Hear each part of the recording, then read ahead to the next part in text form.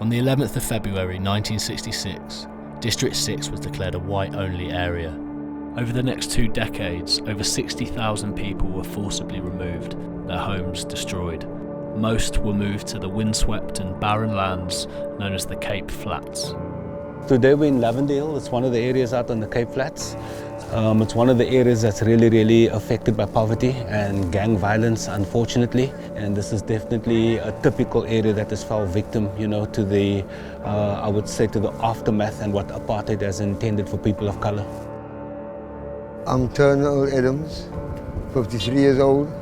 10/11, we were moved out of Cape Town, forcible mover, and they came to Lavender Hill. Since coming out of District 6, it was a whole different life for me. I'm Ralph Bowers. I'm in Lavender Hill and I'm here to uplift the community as a leader. I read about In Place of War and I've seen the work they've done around the world. In Place of War at this point in time is our hope. It's basically the only hope we have.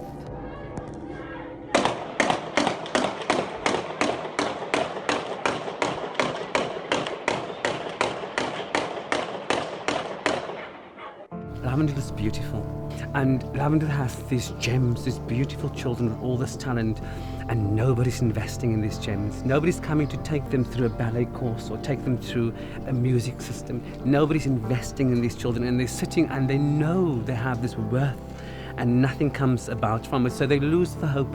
And then tomorrow they find themselves in a company where there might be drugs and alcohol, and month 1, month 2, 8 months, a year down the line, you are in such despair that you just give in to those things. We need to come in and we need to take them when they're at the crossroads deciding whether it's black or white. We have to say, come this way, the light is this way, and we have to give them the platforms to be able to become the person that they want to be. I feel I've never been anywhere like this. I've been to lots of different communities all over the world facing similar challenges to the community here. I've never been anywhere where there's no intervention in terms of charity, in terms of state support, in terms of anything. I think this feels like a place where people consider it to be too dangerous to go to. Oh, we can't work there, it's too risky. Most of the parents here, they are druggers. I'm not gonna hide anything. I'm a drugger myself, but I don't long for a life like myself. I was just 16 when I had my first sentence. I was sentenced to prison. At the age of 18, I went through the ritual of becoming one of the prison gangs, and there was very degrading stuff that happened to me, and it made me lose my conscience of being, afraid, or for being afraid to hurt you. For me, to hurt you was something that comes naturally, and I had to become aggressive because the more evil you are, and the more weirder you are, and the more things you do, the more respect you gain.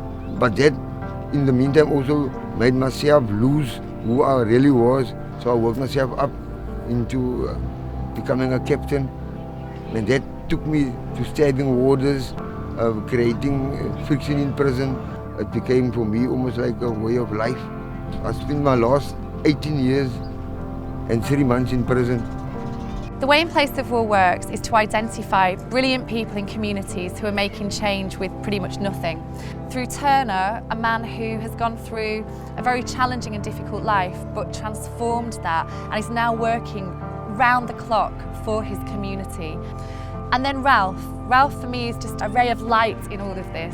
Ralph has a brilliant spirit. He's someone who's returned from the UK to this place because he had to, because he has to make change here.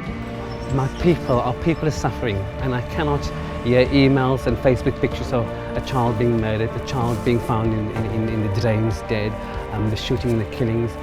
So this community is at its knees, and I feel that somebody must come in here and highlight that. I guess the great value of In Place of War is not just we do this thing in this one place, we do this all over the world. So it's really nice to follow what we've just been doing in Soweto, where we've kind of got to a point further down the line with this kind of work. So in Soweto we established a space, we've brought loads of equipment, we trained people in how to use the equipment, we've trained people as leaders in the creative entrepreneurial programme, and I think these are all things that would be great to have here. A lot of children is multi-talented here, but they don't use their talent. Nobody reach out to them and say, hey, come, let's do something positive or so. It's hard for them to show their skills if they don't know anyone that can help them, like, take a step forward. It's disappointing that other agencies aren't here. It's disappointing that the government don't seem to care about the people here. But that's not going to stop us doing what we want to do here and supporting amazing people like Turner, amazing people like Ralph. So for me, this has been a brilliant meeting of In Place of War and these community leaders, which makes absolutely everything possible.